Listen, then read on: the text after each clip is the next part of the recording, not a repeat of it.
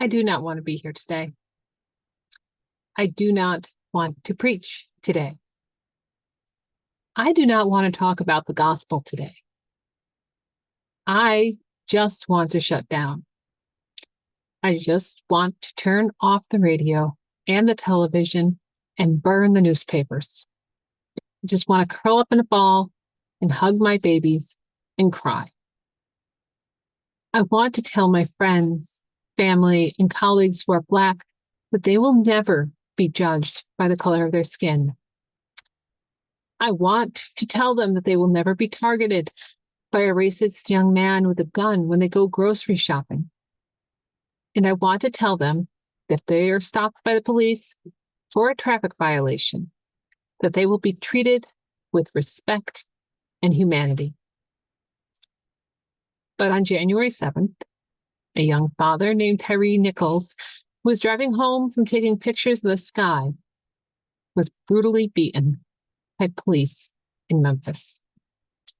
3 days later, this man, 11 years younger than me, died from internal and external bleeding he suffered as a result.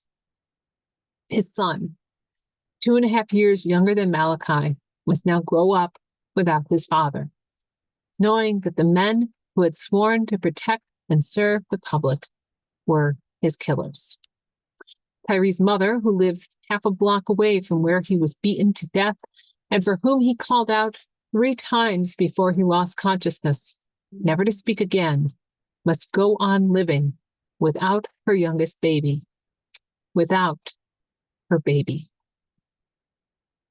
And his church and skate park, where Tyre was an active mentor for countless young people, must now explain to those young people what happened to their friend and role model, and how they must continue to respect and feel safe around the men and women who wear the same uniform as those who killed Tyre.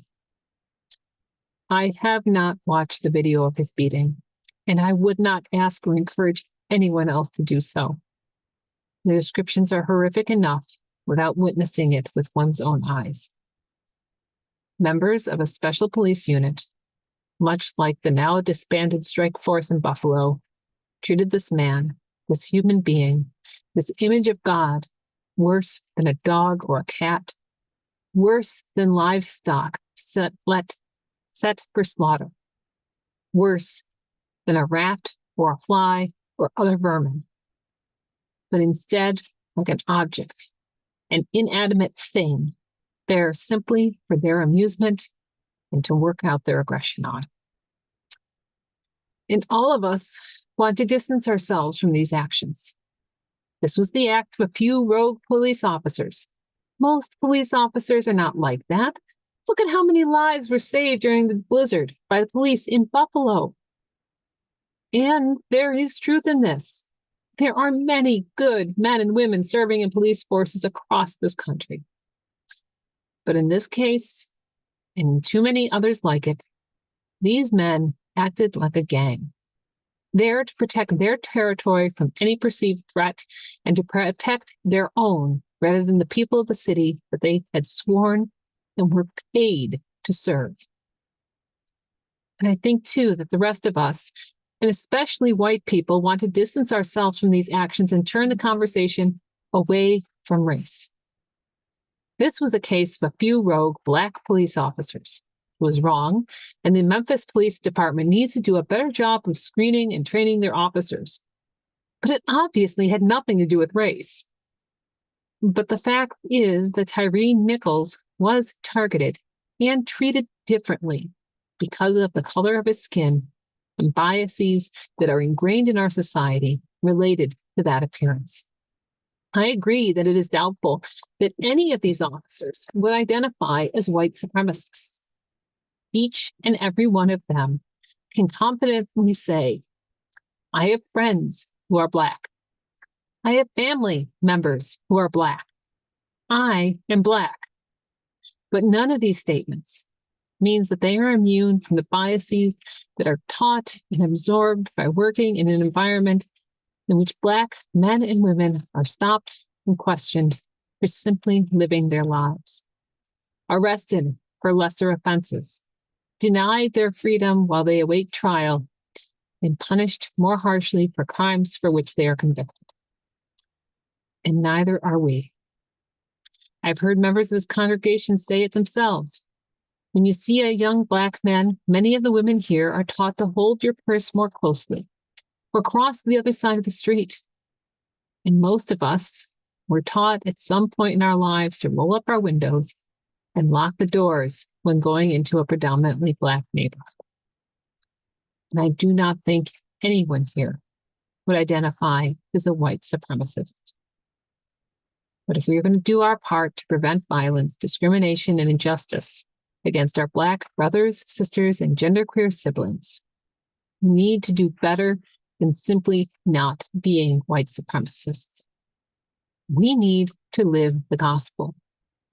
We need to stand with the poor and work toward the raising of equitable taxes to ensure that all of our residents have access to houses and water free from lead, which will destroy our children's future, to health care so they do not suffer preventable disabilities and loss of limbs and early deaths, and to transportation so they can work and provide for their families.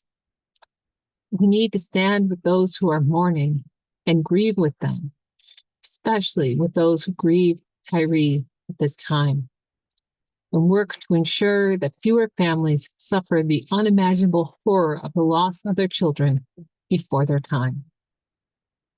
We need to stand with the meek, with those whose voices are not heard, and give voice to their concerns, and then stand back and let those meek people speak for themselves, using whatever power we have for them.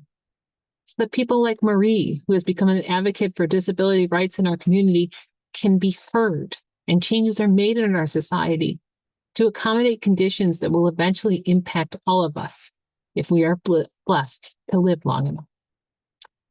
We need to stand with those who hunger and thirst for righteousness, with those crying for changes in prisons and jails, and in how police are trained and indoctrinated, and in the role of police in society. People like Jane, who for years has worked with Steve Hart to reform parole, and is now working to ensure that clergy are able to witness to the lives of prisoners, to perform one of the most basic acts of corporal mercy in the Bible. We need to stand with the merciful, with those who seek to love even when love seems impossible, to seek to forgive when a wrong is done that cannot be undone, to seek change rather than vengeance, to recognize the brokenness that we all share. We need to stand with the pure in heart, those children, those elders, and those persons with mental and physical disabilities who do not have it in themselves to distrust others, whose hearts are wide open.